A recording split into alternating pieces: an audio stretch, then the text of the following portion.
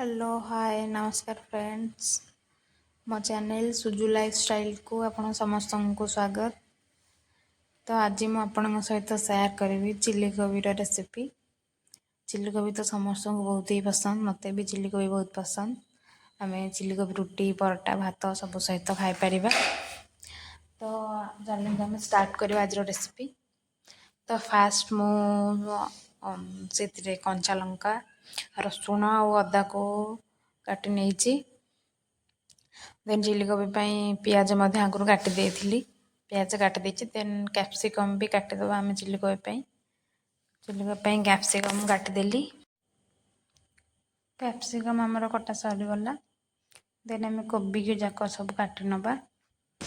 तो कोबी जेहेतु टे पोक होता है तो से मु फास्ट गोटे बाउल हलदी पानी नहीं जाइली। तो से हलदी पानी ही सब जगह कोबी काटिकी पकईदेली।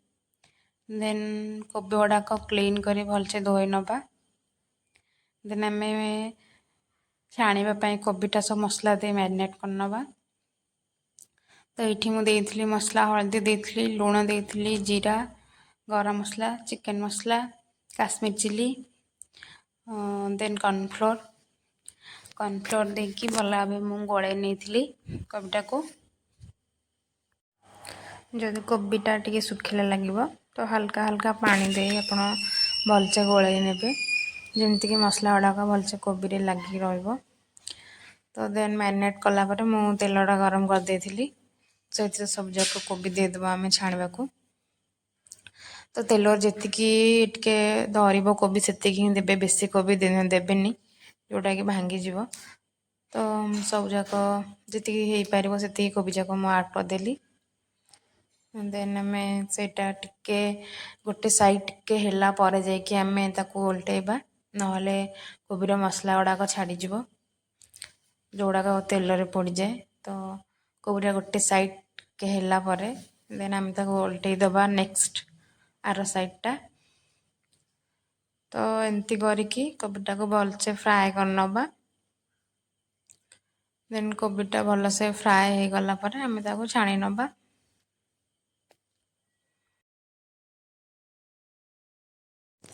हमरो सब जक कोबी फ्राए गला। देन आम से जो तेलटा अच्छी सेटा काढ़ी नवा आ गोटे पात्र।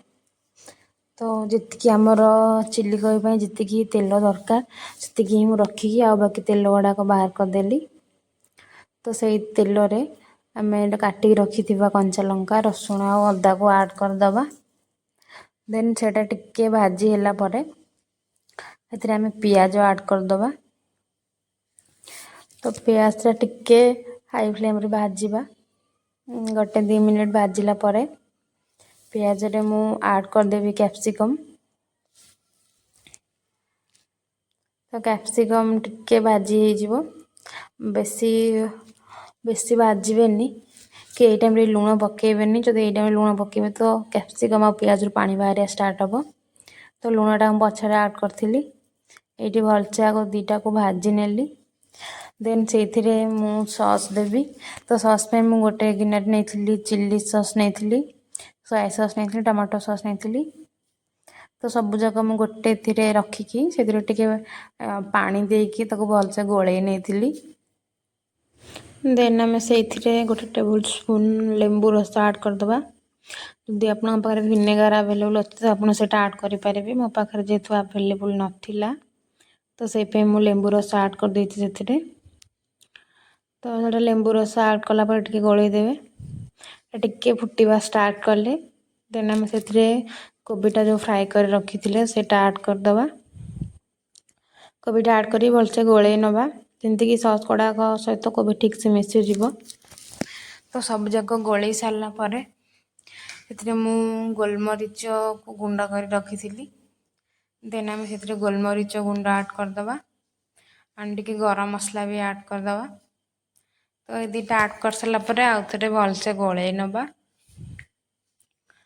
तो गोले नेलापर आमर रेडी हो गला चिल्ली कोबी जोटा मोर बहुत ही पसंद।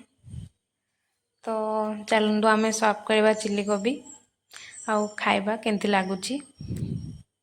ଦେଖିବାକୁ ତ ବହୁତ ସୁନ୍ଦର ଲାଗୁଛି ଯେମିତି, ତ ଖାଇବାକୁ ମଧ୍ୟ ସେତିକି ସୁନ୍ଦର ଲାଗୁଥିଲା। ଯଦି ଆପଣ ମୋର ଏମିତି ଭିଡ଼ିଓ ଦେଖିବାକୁ ଚାହୁଁଛନ୍ତି ତ ମୋ ଚ୍ୟାନେଲକୁ ସବସ୍କ୍ରାଇବ୍ କରନ୍ତୁ, ମୋ ଭିଡ଼ିଓକୁ ଲାଇକ୍ କରନ୍ତୁ ଆଣ୍ଡ ସେୟାର କରନ୍ତୁ। ରହୁଛି, ବାଏ।